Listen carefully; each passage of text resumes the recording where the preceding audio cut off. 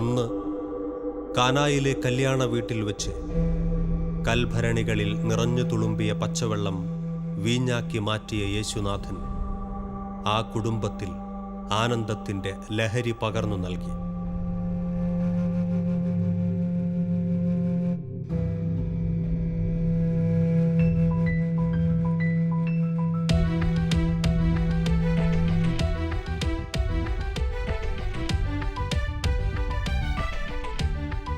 ഇന്ന് ലോകത്തിൻ്റെ ലഹരി തേടി ജീവിത വ്യഗ്രതയോടെ അലയുന്ന വ്യക്തിജീവിതങ്ങളും കുടുംബങ്ങളും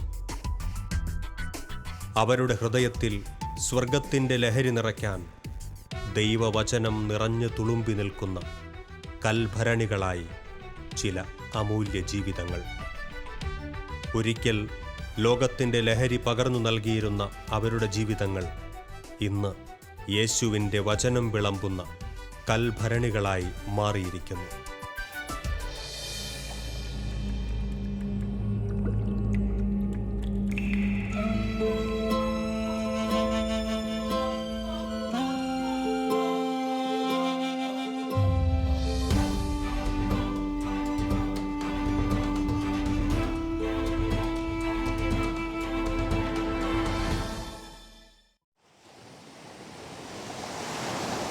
അസ്തമയ സൂര്യൻ്റെ കിരണങ്ങളാൽ നിറമണിഞ്ഞ ഈ കടൽ തീരം ഒരു മൂകസാക്ഷിയാണ്. ചുവപ്പ് കലർന്ന തൻ്റെ ഓളങ്ങളെ ഇമചിമ്മാതെ നോക്കിയിരിക്കുന്ന ഒരു മനുഷ്യൻ. അയാളുടെ ഹൃദയത്തിൻ്റെ നെടുവീർപ്പുകളിലും മനസ്സിൻ്റെ തേങ്ങലുകളിലുമെല്ലാം സാന്ത്വനത്തിൻ്റെ ജലകണങ്ങളെ കടൽക്കാറ്റിൽ അയച്ചുകൊണ്ട് ഈ തീരം ഒപ്പം നിന്നു, ഒരു മൂകസാക്ഷിയായി.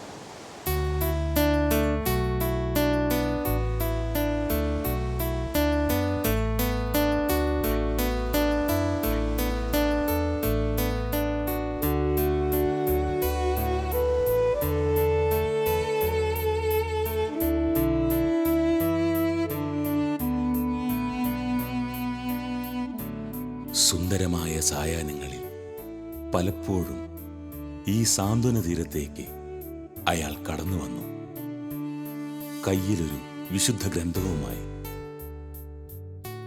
കടലാഴങ്ങളിലേക്ക് മറഞ്ഞു പോകുന്ന കതിരവന്റെ അവസാന കിരണങ്ങളും അണഞ്ഞു പോകുന്നതുവരെ ഹൃദയത്തിൽ തേൻ പോലെ മധുരിക്കുന്ന ദൈവവചനം നുകർന്നുകൊണ്ടിരുന്നു അയാൾ.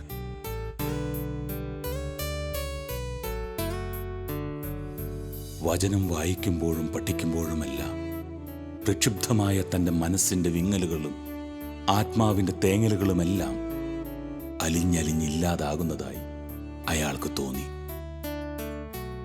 ആ യഥാർത്ഥ ദൈവാന്വേഷിയുടെ യാത്രകൾ അവിടെ അവസാനിക്കുകയായിരുന്നു.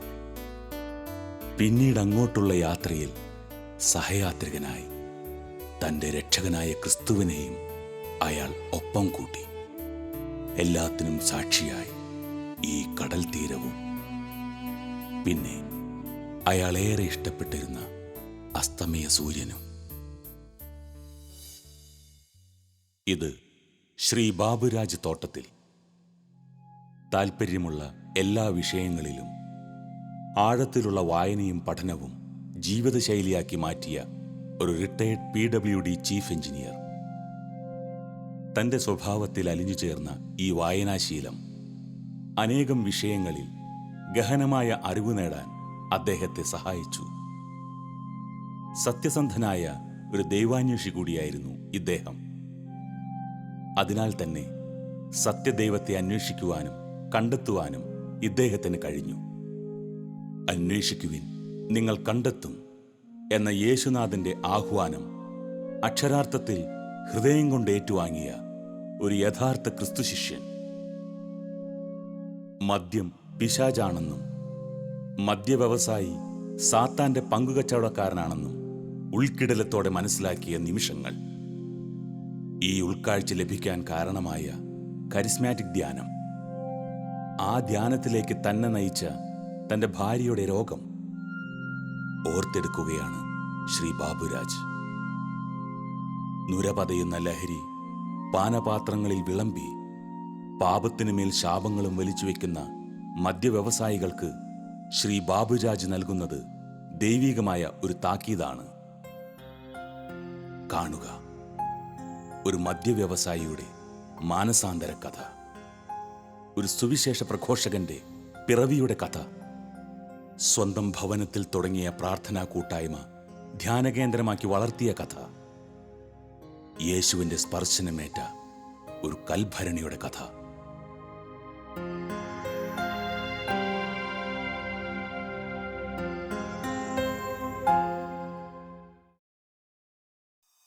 ദൈവനാമത്തിന് മഹത്വം ഉണ്ടാവട്ടെ. എൻ്റെ പേര് ബാബുരാജ് എന്നാണ്. കുറച്ച് ദിവസം കഴിഞ്ഞപ്പോൾ രാവിലെ കുമാരി കട്ടിലിൽ നിന്ന് കാലെടുത്ത് നിലത്ത് കുത്തുമ്പോൾ ശക്തമായ വേദന. ആയുർവേദം, അലോപ്പതി, ഹോമിയോ മുതലായ അറിയാവുന്ന ചികിത്സാ വിഭാഗങ്ങളെല്ലാം ചെയ്തിട്ട് പോലും വളരെ രോഗം മുമ്പോട്ട് കൂടിപ്പോകുന്നതല്ലാതെ അല്പം പോലും ഒരു ശമനം കണ്ടില്ല. അപ്പോൾ ആ സമയത്തൊക്കെ അപ്പോൾ ഒരു ബാർ ഹോട്ടലിൽ പാർട്ട്ണറായിരുന്നു. ധ്യാനത്തിന് പോകുമ്പോൾ പലരും എൻ്റെ അടുത്ത് പറഞ്ഞു, ബാറിൻ്റെ MD ആയ സാറ് ധ്യാനത്തിന് പോകണ്ട, പനകിലച്ചൻ ചിലപ്പോൾ ബാറ് നിർത്തി ആശുപത്രിയാക്കാൻ പറയും. ഞാൻ അച്ഛനോട് മറുപടി പറയാൻ എല്ലാം പഠിച്ച് ബൈബിളപ്പോൾ പഠിച്ചുകൊണ്ടാണ് പോയത്. അതുവരെ ഞങ്ങൾക്ക് അറിയില്ലായിരുന്നു ഈ ബാറ് നടത്തുന്നതിലുള്ള തെറ്റെന്താണെന്നൊന്നും ഞങ്ങൾക്ക് അറിയില്ലായിരുന്നു. പിറ്റേന്ന് ബഹുമാനപ്പെട്ട പനകിലച്ചൻ എന്ന് പറഞ്ഞോ, അവിടെ ബാറ് നിർത്താൻ ഞാൻ തീരുമാനിച്ചു. എങ്ങനെ നിർത്തുമെന്ന് എനിക്കറിയത്തില്ല. അച്ഛൻ പ്രാർത്ഥിക്കണം, ഇവിടുത്തെ ഗ്രൂപ്പ് പ്രാർത്ഥിക്കണമെന്ന്. ആൾക്കാർ സന്തോഷം ഉണ്ടെങ്കിലും സങ്കടം ഉണ്ടെങ്കിലും മദ്യപിക്കാൻ വരും. അത് കഴിഞ്ഞ് അവിടെ വഴിയിൽ കിടക്കുകയും അതൊക്കെ കാണുമ്പോൾ നമുക്ക് തന്നെ ഒരു ബുദ്ധിമുട്ട് തോന്നുമായിരുന്നു. അന്നാണ് ആദ്യമായിട്ട് എനിക്ക് തോന്നിയത് ഇത് തെറ്റായ ഒരു കാര്യമാണ് എന്ന് തോന്നിയത്. 1995 ഓഗസ്റ്റ് മാസത്തിലെ ഡിവൈനിലെ ധ്യാനത്തിന് പോകുന്നത് എൻ്റെ ജീവിത പങ്കാളിയായ കുമാരിയുടെ രോഗത്തിൻ്റെ സൗഖ്യം പ്രതീക്ഷിച്ചുകൊണ്ടാണ്. പക്ഷേ ഞങ്ങൾ തിരിച്ചു വരുന്നത് ഒരു പൂർണ്ണമായ ഒരു മാനസാന്തര അനുഭവത്തിലും ഒരു പൂർണ്ണ ലക്ഷ്യബോധത്തോടെയാണ് തിരിച്ചു വരുന്നത്. ഈ രോഗം എൻ്റെ ജീവിത പങ്കാളിയുടെ മരണം ഉണ്ടായില്ലെങ്കിൽ ഞാൻ നാശത്തിലേക്ക് പോയേനെ. മദ്യവ്യവസായം നടത്തി അനേകരെ നാശത്തിലേക്ക് കുടുംബങ്ങളെ നശിപ്പിച്ചിട്ട് ഞാനും കുടുംബമായിട്ട് നാശത്തിലേക്ക് പോയേനെ. അതിൽ നിന്ന് എന്നെ രക്ഷിച്ചത് ദൈവത്തിൻ്റെ ഈ വലിയ രക്ഷാകര പദ്ധതിയാണ്.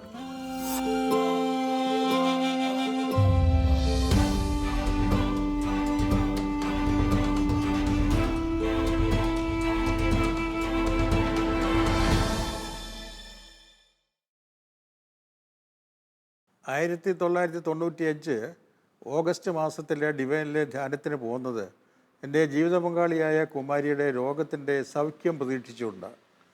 പക്ഷേ ഞങ്ങൾ തിരിച്ചു വരുന്നത് ഒരു പൂർണ്ണമായ ഒരു മാനസാന്തര അനുഭവത്തിലും ഒരു പൂർണ്ണ ലക്ഷ്യബോധത്തോടെയാണ് തിരിച്ചു വരുന്നത്. ഒരു മാനസാന്തരം എന്ന് പറയുന്നത് സ്റ്റോപ്പ് ആൻഡ് ടേൺ ബാക്ക് എന്ന് പറയും. അതുകൊണ്ട് ദൈവത്തിന് ഒന്നാം സ്ഥാനം കൊടുത്തുള്ള ഒരു പുതിയ ജീവിതക്രമം മുമ്പോട്ട് കൊണ്ടുപോകാനായിട്ട് തീരുമാനമെടുത്തപ്പോഴേ ജീവിതത്തിൽ പലതും വെറുക്കേണ്ടി വന്നു, ഉപേക്ഷിക്കേണ്ടി വന്നു, നഷ്ടപ്പെടേണ്ടി വന്നു. ദൈവത്തിന് ഒന്നാം സ്ഥാനം കൊടുത്തുള്ള ക്രമീകരണം എന്ന് പറഞ്ഞാൽ ദൈവത്തിന് ഹിതകരമല്ലാത്തതെല്ലാം നമ്മൾ വേണ്ടാന്ന് വെക്കേണ്ടി വരും. തെറ്റായ ബോധ്യങ്ങൾ, തെറ്റായ വിശ്വാസങ്ങൾ, തെറ്റായ ബന്ധങ്ങൾ നഷ്ടപ്പെടും, വേദന ഉണ്ടാകും. പക്ഷേ ദൈവമുള്ള ബന്ധം പുനഃസ്ഥാപിക്കപ്പെടുന്നു എന്നുള്ള ഒരു പ്രത്യാശയിൽ അതിനുവേണ്ട എല്ലാ ക്രമീകരണവും ചെയ്തു. കിട്ടുന്ന അവസരങ്ങളിലെല്ലാം മദ്യത്തിനും മയക്കുമരുന്നിനും എതിരായിട്ട് ശക്തമായിട്ട് പ്രബോധിപ്പിക്കുവാനും ശക്തമായിട്ട് പ്രേരിപ്പിക്കുവാനും ഉള്ള അവസരങ്ങളെല്ലാം ഞാൻ ഉപയോഗിച്ചു.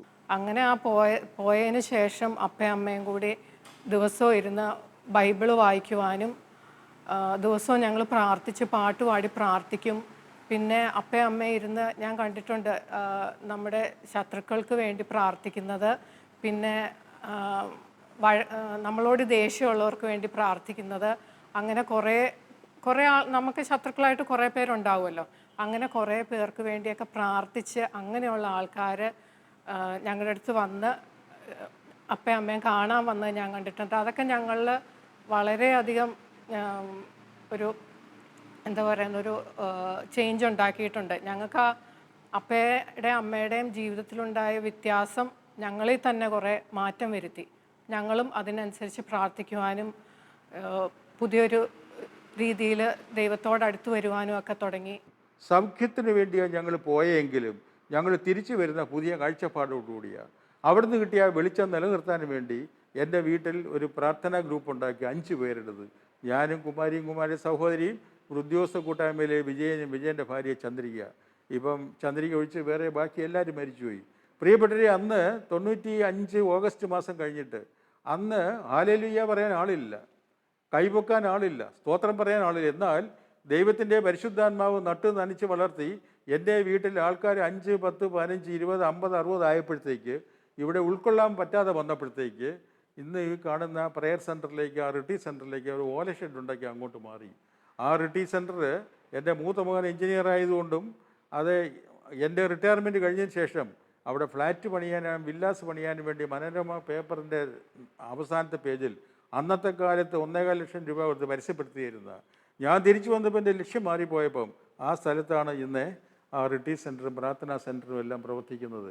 പ്രിയപ്പെട്ടവരെ, അങ്ങനെ ഹോട്ടൽ പെരിയാറിൻ്റെ ബാറ് ഞങ്ങൾ നിർത്തി, ഗവൺമെൻറ് ബാർ ലൈസൻസ് സറണ്ടർ ചെയ്തു. അന്ന് ബാറിന് 70 ലക്ഷം രൂപ ലൈസൻസിന് വിലയുണ്ട്. 70 ലക്ഷം രൂപയും കൊണ്ട് ബാർ ലൈസൻസ് വാങ്ങുവാൻ എൻ്റെ അടുത്ത് ആൾക്കാർ വന്നിരുന്നു. ഞാൻ ഫ്രീ സറണ്ടറായിട്ട് ഗവൺമെൻറ് തിരിച്ചു കൊടുത്തു ലൈസൻസ്. അന്ന് ബാർ നിർത്താൻ പറഞ്ഞപ്പോൾ തന്നെ വളരെയധികം ആൾക്കാർ ഞങ്ങളുടെ അടുത്ത് വന്ന് ചോദിച്ചു. എൻ്റെ അടുത്ത് വന്ന് ചോദിച്ചിട്ടുണ്ട്, അപ്പയുടെ അടുത്ത് ചോദിച്ചിട്ടുണ്ട്, എൻ്റെ അടുത്ത് വന്ന് ചോദിച്ചിട്ടുണ്ട്, നിൻ്റെ അപ്പന് വട്ടാണോ എന്ന് വരെ നേരെ ചോദിച്ചിട്ടുള്ളവരുണ്ട്. അതായത് ഇത്രയും പൈസ കിട്ടുന്നൊരു സ്ഥാപനം നിങ്ങൾ നിർത്തുക എന്ന് പറഞ്ഞാൽ വളരെ ബുദ്ധിമോശമാണ്. ഒന്നുമില്ലെങ്കിൽ നിങ്ങൾക്ക് ആ ബാർ ലൈസൻസ് ഞങ്ങൾക്ക് വിട്ടുതരാൻ വരെ ആൾക്കാർ പറഞ്ഞിട്ടുണ്ട്. ആ ബാർ ലൈസൻസ് അപ്പോൾ പറഞ്ഞു, ബാർ ലൈസൻസ് കൊടുക്കണ്ട, അത് കൊടുത്തു കഴിഞ്ഞാൽ മറ്റൊരാൾ അതെടുത്ത് അവിടെ മദ്യം വിൽക്കാൻ തുടങ്ങും, നമുക്ക് ആ പൈസ വേണ്ട. അങ്ങനെ ഞങ്ങളെല്ലാവരും കൂടെ ഒരുമിച്ചിരുന്ന് എടുത്തൊരു തീരുമാനത്തിൽ ആ ബാർ അടച്ചു കഴിഞ്ഞിട്ട് ആദ്യത്തെ ഒരു 2 വർഷം വളരെയധികം സാമ്പത്തിക ബുദ്ധിമുട്ടുണ്ടായിരുന്നു ഞങ്ങൾക്ക്. അപ്പോൾ റിട്ടയർ ആയായിരുന്നു, വേറെ പുതിയ ബിസിനസ്സുകളൊന്നും ഇല്ലായിരുന്നു. മൂത്ത ജ്യേഷ്ഠൻ എൻജിനീയറിങ് കഴിഞ്ഞ് വന്ന് ജോലി ചെയ്ത് തുടങ്ങി. ചെറിയ 1-2 ബിസിനസ്സുകൾ തുടങ്ങി. ഞാനപ്പോൾ മെഡിസിന് പഠിക്കുകയാണ്. എല്ലാ വർഷവും ഫീസ് അടയ്ക്കണം, വീട്ടിലെ ചിലവുകൾ നടക്കണം. അപ്പോൾ രണ്ടാമതും മനസ്സിൽ ബുദ്ധിമുട്ടുകൾ മുളച്ചു തുടങ്ങി. എടുത്ത തീരുമാനം തെറ്റായിരുന്നു. എന്നാൽ അപ്പോഴത്തേക്കും നമ്മുടെ ഇവിടെ ഉണ്ടായിരുന്ന പ്രാർത്ഥനാ ഗ്രൂപ്പ് വളരെ സ്ട്രോങ് ആയി. പ്രാർത്ഥനാ ജീവിതത്തിലേക്ക് ഞങ്ങളെല്ലാവരും മുഴുകി. അല്പം ആയിട്ടാണെങ്കിലും ദൈവം പല വഴികളിലൂടെ ഞങ്ങളെ സഹായിച്ചു തുടങ്ങി. ചെറിയ ചെറിയ സഹായങ്ങളിലൂടെ ഞങ്ങളുടെ സാമ്പത്തിക നില പിന്നെയും വളരെയധികം മെച്ചപ്പെട്ടു. മുമ്പത്തേലും വളരെ നന്നായി വളർന്നു വന്നു. രോഗം പിന്നെയും മൂർച്ഛിച്ചു. വെല്ലൂരിൽ നിന്ന് മടങ്ങി വന്നു, പഴയങ്ങാട് ഹോസ്പിറ്റലിൽ വന്നു. പഴയങ്ങാട് ഹോസ്പിറ്റലിൽ വന്നപ്പോൾ 1996 ഫെബ്രുവരി 12-ാം തീയതി എന്നോട് പറഞ്ഞു, കുമാരി പറഞ്ഞു, പെട്ടെന്ന് ഈ മുറിയിലോട്ട് വരും. കുമാരി പല പ്രാവശ്യം അബോധാവസ്ഥയിലും ICUവിലൊക്കെ ആയെങ്കിലും ഞങ്ങളെ മക്കളെല്ലാം ധ്യാനത്തിന് കൂടി പലവരും ഉപവസിച്ച് പ്രാർത്ഥിച്ചതിൻ്റെ ഫലമായി ഇടയ്ക്ക് കണ്ണു തുറക്കുകയും സംസാരിക്കും. ആരോഗ്യം വളരെ പോയി, നടക്കുവാൻ സാധിക്കത്തില്ല, വീൽ ചെയറിലായിരുന്ന അവസ്ഥ. അങ്ങനെ ഒരു ദിവസം എന്നോട് പറഞ്ഞു, മുറിയിൽ പെട്ടെന്ന് വരണമെന്ന് അറിയിച്ചു. ഞാൻ മുറിയിൽ ചെന്നു. 2 മുറിയുണ്ടായിരുന്നു. അവിടെ റിലേറ്റീവ്സ് എല്ലാം മുറിയിൽ നിൽക്കുകയെന്ന് അവരോട് പറഞ്ഞു, എല്ലാവരെയും ഒന്ന് പുറത്താക്കാൻ പറഞ്ഞു. ഞാൻ അവരെ പുറത്താക്കിയിട്ട് കതവടയ്ക്കാൻ പറഞ്ഞു. കതവടച്ചു.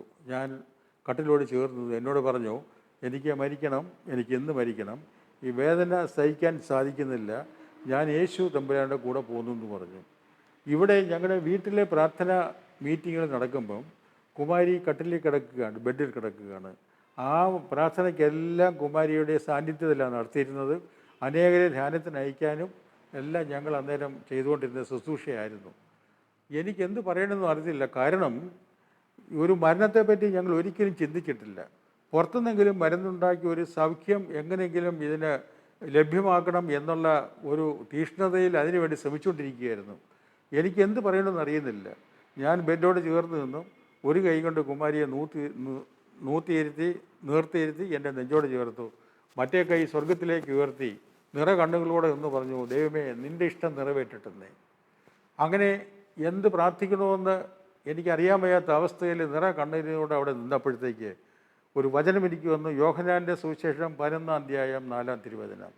ലാസറിന് സുഖമില്ല കിടന്നപ്പോൾ ലാസറിൻ്റെ സഹോദരിമാർ യേശു കർത്താവിൻ്റെ അടുത്ത് ആളയച്ചപ്പോൾ യേശു കർത്താവ് പറഞ്ഞത്, ഈ രോഗം മരണത്തിൽ അവസാനിക്കാനുള്ളതല്ല, ദൈവമഹത്വത്തിന് വേണ്ടി, ദൈവപുത്രനെ മഹത്വപ്പെടുന്നതിന് വേണ്ടിയാണ്. പ്രിയപ്പെട്ട, എനിക്കൊരു തിരിച്ചറിവുണ്ടായി. ഈ രോഗം മരണത്തിൽ അവസാനിക്കാനുള്ള ദൈവമഹത്വീകരണത്തിൻ്റെ അതിനു വേണ്ടിയുള്ള ഒരു ഒരുക്കലായിരുന്നു ഈ രോഗം എന്നുള്ള തിരിച്ചറിവ് എനിക്കുണ്ടായി. അങ്ങനെ ഞങ്ങളും ദിവസവും പ്രാർത്ഥിച്ചുകൊണ്ടിരുന്ന അമ്മയ്ക്ക് സുഖം കിട്ടാനായിട്ട്. ഞങ്ങൾക്കറിയാം അമ്മയ്ക്ക് സുഖം കിട്ടില്ല എന്ന് ഞങ്ങൾക്ക് എന്തായാലും അറിയായിരുന്നു, മാറില്ല എന്നറിയാം. പക്ഷേ ഞങ്ങൾ ദൈവത്തോട് എന്നും പ്രാർത്ഥിക്കുന്നത് എങ്ങനെയും അമ്മയുടെ അസുഖം മാറ്റി ഞങ്ങൾക്ക് അമ്മയെ തിരിച്ച് തരണം എന്നുള്ളത് ഒരു പ്രാർത്ഥനയായിരുന്നു. പിന്നെ ലാസ്റ്റ് ആയപ്പോഴത്തേക്കും അമ്മയ്ക്ക് ന്യൂമോണിയ ആയി. അന്നേരം ഞങ്ങൾ കരഞ്ഞ് പ്രാർത്ഥിച്ചു, ദൈവമേ ഞങ്ങൾക്ക് അമ്മയെ തിരിച്ചു തരണേന്ന്. പക്ഷെ അന്നേരം അപ്പ 3 ദിവസം ഉപവസിച്ച് ദൈവത്തോട് യാചിച്ച് 3 ദിവസം അപ്പം ഒന്നും കഴിക്കാതെ ഉപവസിച്ച് പ്രാർത്ഥിച്ചു. ദൈവത്തോട് എന്താ ദൈവത്തിൻ്റെ തീരുമാനം അറിയിക്കാൻ പറഞ്ഞിട്ട്. ലാസ്റ്റ് ആ 3-ാമത്തെ ദിവസം അമ്മ മരിച്ചു. അമ്മ മരിക്കുന്നതിന് മുമ്പ് അപ്പയടുത്ത് അമ്മ അന്ന് രാവിലെ പറഞ്ഞു, ഞാൻ അപ്പയടുത്ത് ഞങ്ങളുടെ അടുത്ത് എല്ലാ റൂമിൽ നിന്ന് ഇറങ്ങാൻ പറഞ്ഞിട്ട് അപ്പയടുത്ത് പറഞ്ഞു, ഞാൻ ഇന്ന് മരിക്കാൻ പോവുകയാണ് എന്ന് പറഞ്ഞ അപ്പയടുത്ത് എല്ലാം കുറേ കാര്യങ്ങളൊക്കെ പറഞ്ഞ് ക്ഷമ ചോദിച്ച് അപ്പയും അമ്മയും ഭയങ്കര അവരുടെ ആ ഒരു പേഴ്സണൽ ആ ഒരു ഇത് കഴിഞ്ഞിട്ടാണ് അത് കഴിഞ്ഞിട്ട് അമ്മയ്ക്ക് അറിയാമായിരുന്നു അന്ന് മരിക്കും. അമ്മയെ കിഴക്കോട്ട് തിരിച്ച് കിടത്താൻ പറഞ്ഞ് പള്ളിയിൽ പഴങ്ങനാട് ഹോസ്പിറ്റലിൽ ഒരു പള്ളിയുണ്ട്, അതിനെ ഫേസ് ചെയ്ത് കിടത്താൻ പറഞ്ഞ് അങ്ങോട്ട് തിരിച്ച് കിടത്തിയിട്ടാണ് അമ്മ മരിച്ചത്. അമ്മയ്ക്ക് വരെ അപ്പോൾ അത്രയ്ക്കും മനസ്സിൽ നിന്ന് അറിയാമായിരുന്നു അമ്മ മരിക്കുന്ന ദിവസവും എല്ലാം. അപ്പോൾ അന്ന് എല്ലാ ദിവസവും ഞാനായിരുന്നു അമ്മയുടെ കൂടെ. അപ്പോൾ അന്ന് രാവിലെ ഞാൻ അമ്മയുടെ അമ്മ എന്തെങ്കിലും കഴിക്കുക, നമുക്ക് ഇനിയും മുമ്പോട്ട് പോകണ്ടേ, അമ്മയ്ക്ക് ആരോഗ്യം വെക്കണ്ടേന്ന് പറഞ്ഞപ്പോൾ അമ്മ അന്ന് എൻ്റെ അടുത്ത് പറഞ്ഞു, ഞാൻ എൻ്റെ ദൈവത്തിൻ്റെ കൂടെ ഞാൻ പോവുകയാണ്, ദൈവത്തിൻ്റെ കയ്യിൽ പിടിച്ച് ഞാൻ പോവുക. എന്നിട്ട് അമ്മ പറഞ്ഞു, എൻ്റെ ഇളയ മോൻ അനീഷ്, ഡോക്ടർ ഐസക്ക്, അവൻ ടൂറിന് പോയപ്പം ഒരു സാരി വാങ്ങിച്ചുകൊണ്ട് വന്നിട്ടുണ്ടായിരുന്നു, അത് ഉടുപ്പിച്ച് വേണം എന്നെ കിടത്താൻ എന്നൊക്കെ എല്ലാം പറഞ്ഞ് ഏൽപ്പിച്ചിട്ട് അങ്ങനെ ഞങ്ങൾ ചെയ്തത്. അപ്പോൾ ഇതിനിടയ്ക്ക് തന്നെ ധ്യാനം കൂടി വന്ന് അപ്പയമ്മയും കൂടെ ഡെയിലി പ്രാർത്ഥിച്ച് ബാറ് നിർത്തിയിരുന്നു. പ്രിയപ്പെട്ട, എനിക്കൊരു രോഗം വന്നിരുന്നെങ്കിൽ ഞാൻ ഇന്ത്യയിലോ പുറത്തോ പോയി ചികിത്സിച്ചോ ഞാൻ ജീവിച്ചോ മരിച്ചോ തിരിച്ചു വരും. എന്നാൽ എനിക്ക് ഏറ്റവും പ്രിയപ്പെട്ടവളായ എൻ്റെ ഭാര്യയ്ക്ക് ഒരു ചെറിയ കാലുവേദന തന്ന് വൈദ്യശാസ്ത്രം മുഴുവൻ പരാജയപ്പെടുത്തി എൻ്റെ കഴിവും സമ്പത്തും എല്ലാം വട്ടപൂജ്യം തന്നെ മനസ്സിലാക്കി ബൈബിളിനെ ആശ്രയിക്കാൻ എന്നെ പഠിപ്പിച്ച് ഹോസ്പിറ്റലിൽ ഇരുന്ന് 1 വർഷം കൂടെ ഇരുന്ന് ബൈബിൾ മുഴുവൻ പഠിച്ചിട്ട് ഈ ശുശ്രൂഷയ്ക്ക് വേണ്ടിയുള്ള ഒരു വലിയ ഒരുക്കലായിരുന്നു എന്നുള്ള അപ്പോഴെനിക്ക് മനസ്സിലായി. അന്നേരമാണ് ഞാൻ നായ്ക്കുംപറമ്പിൽ അച്ഛൻ പണ്ട് പറഞ്ഞ വചനം ഓർക്കുന്നത്, തകർച്ച തന്നതിന് സ്തോത്രം ദൈവമേ. എനിക്കെൻ്റെ പ്രിയപ്പെട്ടവളെ നഷ്ടമായി, കോടിക്കണക്കിന് രൂപ നഷ്ടമായി. എങ്കിലും ദൈവരാജ്യ കെട്ടുമണിക്ക് വേണ്ടി അനേകരെ രക്ഷയുടെ അനുഭവത്തിന് കൊണ്ടുവരുവാൻ വേണ്ടി ചെറുതും വലുതുമായ പ്രവർത്തനത്തിൽ പങ്കാളിത്തം വഹിക്കാൻ ഒരു അവസരം കിട്ടി. അത് ഓർത്ത് ദൈവത്തെ സ്തുതിക്കുന്നു. രോഗം തന്നതിന് സ്തോത്രം ദൈവമേ, കഷ്ടത തന്നതിന് സ്തോത്രം. അതുകൊണ്ട് കഷ്ടതയിൽ കൂടി, വിഷമത്തിൽ കൂടി, മരണത്തിൽ കൂടിയാണ് ഞാൻ ദൈവത്തെ അറിയുന്നതും അനുഭവിക്കുന്നതും. ഇന്ന് ഞാൻ അറിഞ്ഞ സത്യം പകർന്നു കൊടുക്കാൻ വേണ്ടി, അനേകരെ ആശ്വാസം കൊടുക്കാൻ വേണ്ടി ഇവിടുത്തെ പല ശുശ്രൂഷകൾ നടത്തിക്കൊണ്ടിരിക്കുന്നു. മാസം തോറും 2-3 റിട്രീറ്റുണ്ട്. ഞാൻ നയിക്കുന്ന ഒരു റിട്രീറ്റുണ്ട്, ബാക്കി പല ടീമുകൾ നയിക്കുന്നുണ്ട്. ബഹുമാനപ്പെട്ട അച്ഛന്മാർ വന്ന് ഞങ്ങളെ സഹായിക്കുന്നുണ്ട്. RC റോമൻ കത്തോലിക്ക ഫെയ്ത്ത് അനുസരിച്ചുള്ള ശുശ്രൂഷകളാണ് ഇവിടെ നടക്കുന്നത്. കഴിഞ്ഞ വർഷങ്ങളായിട്ട് അനേകർ വന്ന് കൂടിക്കൊണ്ടിരിക്കുന്നു. അവരെ ഞങ്ങളൊരു സത്യം പഠിപ്പിക്കുകയാണ്. എന്താണ് ക്രൈസ്തവ വിശ്വാസം എന്ന് പറയുന്നത്? കാണാതെ വിശ്വസിക്കുന്നവർ ഭാഗ്യവാന്മാർ. അങ്ങനെ പല മർമ്മങ്ങളിലേക്കും മൂല്യങ്ങളിലേക്കും ആൾക്കാരെ കൊണ്ടുവന്ന് ഹോശിയയുടെ പുസ്തകം പറഞ്ഞുകൊണ്ട്, കൽപ്പനകൾ അറിയാത്തതുകൊണ്ട് എൻ്റെ ജനം നശിക്കുന്നു. യോഹന്നാൻ്റെ സുവിശേഷം 8-ാം അധ്യായം 33 പറയുന്നുണ്ട്, നിങ്ങൾ സത്യം അറിയുമ്പോൾ നിങ്ങൾ സ്വതന്ത്രരാകും. അതുകൊണ്ട് സത്യം എന്താണെന്ന് ഈ അജ്ഞരായ ജനങ്ങളെ പഠിപ്പിച്ചു കൊടുക്കുന്ന ഒരു ദൗത്യമാണ് പ്രത്യേകമായിട്ട് ഞാൻ ഏറ്റെടുക്കുന്നത്. സത്യം അറിയുമ്പോൾ അവർ സ്വതന്ത്രരാകും. സത്യത്തിലും ആത്മാവിലും യേശുവിനെ ആരാധിക്കാനായിട്ട് ജനങ്ങളെ ശുശ്രൂഷയിലേക്ക് ഒരു രക്ഷയുടെ അനുഭവത്തിലേക്ക് കൊണ്ടുവരുവാൻ നോക്കുന്നു. അന്ന് വൈകിട്ട് കുമാരി സ്വല്പം ഓറഞ്ച് ജ്യൂസ് വേണമെന്ന് പറഞ്ഞു. ഞാൻ മേടിച്ചു കൊടുത്തു. അന്ന് 5:30 മണിക്ക് നമ്മളെല്ലാവരെയും പിരിഞ്ഞ് സ്വർഗത്തിൽ നമുക്ക് വേണ്ടി മധ്യസ്ഥ അപേക്ഷിക്കുന്നത് പൂർണ്ണമായിട്ട് ഞാൻ വിശ്വസിക്കുന്നു. കുമാരിയുടെ മരണം വലിയ പ്രയാസമായിരുന്നു. 1 വർഷത്തോളം ഞാൻ കൂടെ ആശുപത്രിയിലായിരുന്നു. കുമാരിയുടെ ഈ രോഗവും മരണവും മൂലമാണ് ഞാനൊരു മാനസാന്തര അനുഭവത്തിലേക്കും വിശുദ്ധ ബൈബിളിലെ ആഴങ്ങളിലേക്കും അർത്ഥങ്ങളിലേക്കും ഞാൻ വന്നത്. അല്ലെങ്കിൽ ഞാൻ വരികയില്ലായിരുന്നു. പ്രിയപ്പെട്ടവരെ, അതുകൊണ്ട് പൗലോസ് അപ്പോസ്തലൻ പറയുന്ന പോലെ എനിക്ക് സംഭവിച്ചത് സുവിശേഷത്തിൻ്റെ വളർച്ചയ്ക്ക് മുഖാന്തരമായി. ഈ വിഷമവും പ്രയാസം ഉൾക്കൊള്ളാൻ എങ്ങനെ ഉൾക്കൊള്ളും? ഞാൻ തമ്പുരാനോട് പ്രാർത്ഥിച്ചു, ദൈവമേ ഈ സങ്കടവും വിഷമവും ഉൾക്കൊള്ളാനുള്ള ശക്തി എനിക്ക് തരണമേ എന്ന്. അപ്പോൾ തീക്ഷ്ണമായിട്ട് പ്രാർത്ഥിച്ചപ്പം ജ്ഞാനത്തിൻ്റെ പുസ്തകം 1-ാം അധ്യായം 3-ാം തിരുവചനം എനിക്ക് തന്നു. ഇവർ മരിച്ചതായി ഭോഷന്മാർ കരുതി, എന്നാൽ അവരാവട്ടെ ദൈവകരങ്ങളിൽ ശാന്തി അനുഭവിക്കുന്നു. പ്രിയപ്പെട്ടവരെ, നമ്മുടെ വിശ്വാസികൾ മരിക്കുമ്പോൾ ദൈവസന്നിധിയിൽ ശാന്തി അനുഭവിക്കുന്നുള്ള തിരിച്ചറിവുണ്ടെങ്കിൽ അതിൽ നമുക്ക് ആശ്വാസം കണ്ടെത്താൻ സാധിക്കും? ഇവിടെ അത്താണിയിൽ ഞങ്ങൾക്കുണ്ടായിരുന്നൊരു സ്ഥലത്ത് അവിടെ ഒരു ചെറിയൊരു പ്രാർത്ഥനാ കേന്ദ്രം ആയിട്ട് അവിടെ സ്റ്റാർട്ട് ചെയ്തു. ആദ്യം അതൊരു ചെറിയൊരു ഷെഡിലാണ് അവിടെ പ്രാർത്ഥന സ്റ്റാർട്ട് ചെയ്തത്. പിന്നീട് അവിടെ കുറച്ച് ബിൽഡിംഗ് പണിയാനും അതിന് ശേഷം അവിടെ ഒരു ചാപ്പലായിട്ട് പണിയാനും എല്ലാം ഇടയായി. അത് കുറേ നാളുകൾക്ക് ശേഷം അത് ആ ചാപ്പൽ ഒരു പള്ളിയുടെ രീതിയിൽ പണി കംപ്ലീറ്റ് ചെയ്യാനും അത് മാർത്തോമാ സഭയ്ക്ക് അത് പള്ളിയായിട്ടും ആ സ്ഥലവും ആ പള്ളിയും കൂടെ അവർക്ക് ഡൊണേറ്റ് ചെയ്യാനും ഫാദർ ഒരു തീരുമാനം എടുക്കുകയും അതും ഞങ്ങളതിനെ പൂർണ്ണമായിട്ട് അംഗീകരിച്ച് അത് സഭയ്ക്ക് വിട്ടുകൊടുക്കുകയാണ് ചെയ്തത്. അതിനുശേഷം അവിടെയുള്ള സ്ഥലത്ത് ഇപ്പോൾ ഉള്ള ബിൽഡിങ്ങിലും കാര്യങ്ങളിലും അവിടെ ധ്യാനം നടക്കുന്നുണ്ട്. അത് ഓരോ ടീമുകൾ വന്ന് അവിടെ റെഗുലറായിട്ട് ധ്യാനം നടത്തി പോകുന്നുണ്ട്. അത് ഇനിയും ഡെവലപ്പ് ചെയ്യാനാണ് ഞങ്ങളുടെ ഒരു ആഗ്രഹം. അത് മുന്നോട്ട് പോകുമ്പോൾ അതൊരു ക്രിസ്ത്യൻസിന് വേണ്ടി മാത്രമല്ല, നമ്മളൊരു ആർക്ക് വന്നാലും അവിടെ വന്നിരുന്ന് പ്രാർത്ഥിച്ച് അവരുടെ മനസ്സ് തുറന്ന് സന്തോഷിച്ച് പോകാനുള്ള ഒരു ഇടം പോലെ ആക്കണം എന്നുണ്ട്. എയർപോർട്ട് അടുത്തുള്ളത് കൊണ്ട് തന്നെ വളരെയധികം ആൾക്കാർ ഇപ്പോൾ ഇവിടെ വന്ന് 3, 4, 5 മണിക്കൂർ മുന്നേ വന്ന് എയർപോർട്ടിൻ്റെ അവിടെ ഇവിടെ ചുറ്റിയടിച്ച് നടക്കും. അവർക്കൊക്കെ വന്നിരുന്ന് ധ്യാനം കൊള്ളാനും ധ്യാനിക്കാനും ഉള്ളൊരു സെൻറ്റർ ആക്കണമെന്ന് ആഗ്രഹമുണ്ട്.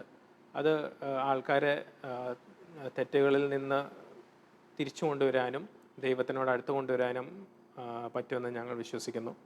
ഇതിനെല്ലാം ഞങ്ങളുടെ കൂടെ ദൈവമുണ്ട്. ഇതിനെല്ലാം വഴിയൊരുക്കിയത് ഞങ്ങളുടെ അമ്മയ്ക്കുണ്ടായ ആ ഒരു അസുഖമാണ്. ഞങ്ങൾക്കെല്ലാം വളരെയധികം സങ്കടമുള്ളതാണ്. എന്നിരുന്നാലും ആ ഒരു കാരണം കൊണ്ട് ഞങ്ങൾ ബാർ നിർത്തിയത് കൊണ്ട് ദൈവം തന്ന അനുഗ്രഹങ്ങളാണ് ഇത് എന്ന് തന്നെ ഞാൻ വിശ്വസിക്കുന്നു. എൻ്റെ പേര് റവറൻ സുശീൽ വർഗീസ് സി. ഞാനിപ്പോൾ ആലുവ സെൻറ് തോമസ് മാർത്തോമ ഇടവകയുടെ വികാരിയായി സേവനമനുഷ്ഠിക്കുന്നു. വിശുദ്ധനായ പൗലോസിൻ്റെ മാനസാന്തരം പോലെയാണ് ശ്രീ ബാബുരാജിൻ്റെ മാനസാന്തരം. പഴയതിനോട് പൂർണ്ണമായി വിട പറഞ്ഞ് ഒരു പുതിയ വ്യക്തിത്വത്തിൻ്റെ ഉടമയായി സമൂഹത്തെ, സഭയെ കെട്ടുപണി ചെയ്യുന്ന ദൈവത്തിൻ്റെ ദാസനായി പ്രവർത്തിക്കുന്നു. ധാരാളം അനന്തര ഫലങ്ങൾ അതുമൂലമുണ്ടായി. എടുത്തു പറയാവുന്ന ഒന്ന്, നെടുമ്പശ്ശേരിയിലുള്ള തൻ്റെ സ്വന്തം സ്ഥലം സഭയുടെ പ്രാർത്ഥനാ കേന്ദ്രമായി ഉപയോഗിക്കുന്നതിന് അദ്ദേഹം എഴുതി കൊടുത്തു. അവിടെ ഒരു ധ്യാന കേന്ദ്രം പണിതു. സഭ അത് ഒരു പ്രാർത്ഥനാ കൂട്ടമായി അംഗീകരിച്ചു. മർത്തോമ സഭയുടെ ആരാധന മാത്രമല്ല, ഇതര സഭകളുടെ ആരാധനയും പ്രാർത്ഥനയും ഈ ധ്യാന കേന്ദ്രത്തിൽ വെച്ച് നടക്കുന്നു. ജാതി മത വ്യത്യാസമെന്നെ ജീവിതത്തിൻ്റെ പല തുറകളിലുള്ളവരും പ്രാർത്ഥിക്കുന്നതിനു വേണ്ടി, വചനം ധ്യാനിക്കുന്നതിനു വേണ്ടി ആ കേന്ദ്രത്തിൽ ഇന്ന് വന്നുകൊണ്ടിരിക്കുന്നു. ആലുവ സെൻറ് തോമസ് മാർത്തോമ ഇടവകയെ സംബന്ധിച്ചിടത്തോളം ഇടവകയുടെ ആധ്യാത്മിക പ്രവർത്തനങ്ങളിൽ അദ്ദേഹം വലിയ ഒരു സഹകാരിയാണ് എന്ന് വിശേഷിപ്പിക്കാം. ഇടവക ആരാധനാ കൂട്ടങ്ങളിൽ ബഹുമാനപ്പെട്ട വികാരിമാരുടെ സമ്മതത്തോടുകൂടെ ദൈവവചനം പങ്കുവെക്കുക, പ്രാർത്ഥനാ കൂട്ടങ്ങൾക്ക് നേതൃത്വം നൽകുക, കൈസ്ഥാന സമിതിയിൽ പങ്കാളിത്തം വഹിച്ച് പ്രാർത്ഥനാപൂർവമുള്ള ആലോചനകൾ നടത്തുക എന്നത് അദ്ദേഹത്തിൻ്റെ പുതിയ ജീവിതത്തിൻ്റെ ദിനചര്യകളിൽ പെടും. ആലുവ സെൻറ് തോമസ് മാർത്തോമ ഇടവകയ്ക്ക് വളരെ ഉപകാരപ്രദമായ വ്യക്തിത്വമാണ് ശ്രീ ബാബുരാജ്. ശ്രീ ബാബുരാജ് മാത്രമല്ല, അദ്ദേഹത്തിൻ്റെ മക്കളും കുടുംബവും പിതാവിൻ്റെ വഴികളിൽ സഞ്ചരിക്കുന്നു, സേവന സരണിയിൽ മുന്നേറുന്നു എന്നത് എടുത്തു പറയേണ്ടുന്ന നേട്ടമാണ്. സഭയുടെ പല സംഘടനകളിലും അദ്ദേഹം പ്രവർത്തിക്കുന്നു. സഭയ്ക്ക് വേണ്ടി ആവശ്യമായിട്ടുള്ള ധനസഹായം നൽകുന്നതിലും ശ്രീ ബാബുരാജ് വിമുഖത കാണിക്കാറില്ല. അദ്ദേഹത്തിൻ്റെ പ്രവർത്തനങ്ങൾ ഇനിയും ദൈവനാമത്തിൻ്റെ മഹത്വത്തിനായി തുടരട്ടെ എന്ന് ഇടവക വികാരി എന്ന നിലയിൽ ഞാൻ ആശംസിക്കുകയും പ്രാർത്ഥിക്കുകയും ചെയ്യുന്നു. എല്ലാ ഭാവുകങ്ങളും നേരുന്നു. എൻ്റെ പേര് father Aloysius Parathazham CST, new horizon counselling സെൻറ്ററിൻ്റെ സുപ്പീരിയറാണ് ഞാൻ. ബാബുരാജ് സാറിനെ പറ്റി 4-5 വർഷമായി അറിയാൻ തുടങ്ങിയിട്ടുണ്ടെങ്കിലും ഈ അടുത്ത കാലങ്ങളിൽ കൂടുതൽ അദ്ദേഹത്തിൻ്റെ ജീവിതത്തെപ്പറ്റിയും അദ്ദേഹത്തിൻ്റെ സേവനത്തെപ്പറ്റിയും അറിയുവാൻ സാധിച്ചിട്ടുണ്ട്. പെരിയാർ ഹോട്ടലിൻ്റെ അടുത്തുകൂടി ഇന്നലെ ഞാൻ അതിലേക്ക് പോയി. അതിലേക്ക് പോകുമ്പോൾ എപ്പോഴും ബാബു സാറിനെ പറ്റി, ബാബുരാജ് സാറിനെ പറ്റി ചിന്തിക്കാറുണ്ട്, അദ്ദേഹത്തിൻ്റെ ആയിരുന്നല്ലോ എന്നുള്ളത്. അദ്ദേഹം ആ ഹോട്ടൽ നിർത്തിയതിന് ശേഷം ഈ സേവനത്തിനായിട്ട്, ശുശ്രൂഷയ്ക്കായിട്ട് മാറി നിൽക്കുകയാണല്ലോ. അപ്പം അതിൽ ഈ ശുശ്രൂഷ ആഴപ്പെടുന്നതനുസരിച്ച് അദ്ദേഹത്തിൻ്റെ കയ്യിൽ ഏറെ സന്തോഷം നൽകുന്നതായിട്ടാണ് കാണുന്നത്. ഇദ്ദേഹത്തിൻ്റെ ഒരു ധ്യാനം തന്നെ ഈ കഴിഞ്ഞ ദിവസങ്ങളിൽ നടന്നു. ആ ധ്യാനത്തിലും അദ്ദേഹത്തിൻ്റെ ധ്യാനം കഴിഞ്ഞവരെല്ലാവരും വളരെ ആത്മീയതയിൽ വളർന്നവരായിട്ടാണ്. ഒന്നാമത്തെ കാര്യം, അവർ വലിയ സാമ്പത്തികമായിട്ട് ഉയർന്നവരല്ല. അവർ ഫാസ്റ്റ് ചെയ്ത് എന്തെങ്കിലും കാര്യമുണ്ടെങ്കിൽ കർത്താവിൽ നിന്ന് മേടിച്ചെടുക്കാനായിട്ട് അങ്ങനെ പ്രാർത്ഥിച്ച് മേടിച്ചെടുക്കുന്ന ഒരു സമൂഹമാണ് സാറിൻ്റെ ടീമിൽപ്പെട്ടവർ. അതുപോലെ തന്നെ സാറ് ആർക്കെങ്കിലും സേവനം ചെയ്യുന്നെങ്കിൽ അങ്ങ് ഇറങ്ങി പുറപ്പെട്ടേക്കുവാണ്. അപ്പം അവിടെ ഈ എമ്മാനുവൽ ധ്യാന കേന്ദ്രത്തിൽ സാജു അവിടെ ജോലി നോക്കുന്നുണ്ട്. സാജുവിനെ പറ്റി അദ്ദേഹം പറഞ്ഞ ഒരു കാര്യം എൻ്റെ മനസ്സിൽ വരികയാണ്. സാജുവിൻ്റെ 25ാമത്തെ വിവാഹ വാർഷികത്തിൽ സാറ് പറഞ്ഞു, സാജുവിനൊന്നും ഇല്ലാത്തപ്പോൾ അവിടെ വന്നു, അവിടെ ഞാൻ അഭയം കൊടുത്തു, ആർക്ക് വേണേലും അവിടെ വരാമെന്നാണ് പറഞ്ഞു. അപ്പോൾ എനിക്ക് വളരെ ശ്രദ്ധിച്ചത്, ആരക്കടെ പോലും കഥ കടയ്ക്കില്ല. ഫ്രാൻസിസ് മാർപ്പാപ്പ പറഞ്ഞു, പള്ളി ആർക്ക് വേണ്ടിയിട്ടാണ്? നല്ലവർക്ക് വേണ്ടിയിട്ടോ മോശക്കാർക്ക്? 2 പേർക്കും വേണ്ടിയിട്ടാണ് എന്ന് പറഞ്ഞ പോലെയാണ് ബാബുരാജ് സാറിൻ്റെ കാര്യം. എല്ലാവരെയും സ്വീകരിക്കുന്ന ഒരു ഒരെണ്ണമാണ് ബാബുരാജ് സാറ് ചെയ്തുകൊണ്ടിരിക്കുന്നത്. പിന്നെ ഇദ്ദേഹത്തിൻ്റെ ഒരു കാര്യം, ഇദ്ദേഹത്തിൻ്റെ 76ാം ജന്മദിനം ആ സമയത്ത് ഞാൻ അവിടെ ഉണ്ടായിരുന്നു. അന്ന് പറഞ്ഞൊരു കാര്യം, അദ്ദേഹം എങ്ങനെയാണ് ഈ ലൈനിലോട്ട് വന്നത്. നമ്മൾ ബൈബിളോ കമൻ്ററിയോ ഒന്നും വായിച്ചല്ല അദ്ദേഹം ബൈബിൾ പഠിച്ചത്. ഇദ്ദേഹത്തിൻ്റെ ഭാര്യ രോഗിണിയായി 1 വർഷം കിടന്നു. ആ സമയത്ത് ബൈബിൾ വായിച്ചാണ് ബൈബിൾ പഠിച്ചതെന്ന്. അനുഭവത്തിലൂടെയുള്ള പഠനമാണ് അദ്ദേഹത്തിൻ്റെ പഠനം. അതെന്നെ വളരെ ആകർഷിച്ചു. അനുഭവത്തിലൂടെ നമ്മൾ കാര്യങ്ങൾ പങ്കുവയ്ക്കുമ്പോൾ എപ്പോഴും അത് ഹൃദയസ്പർശിയാണ്.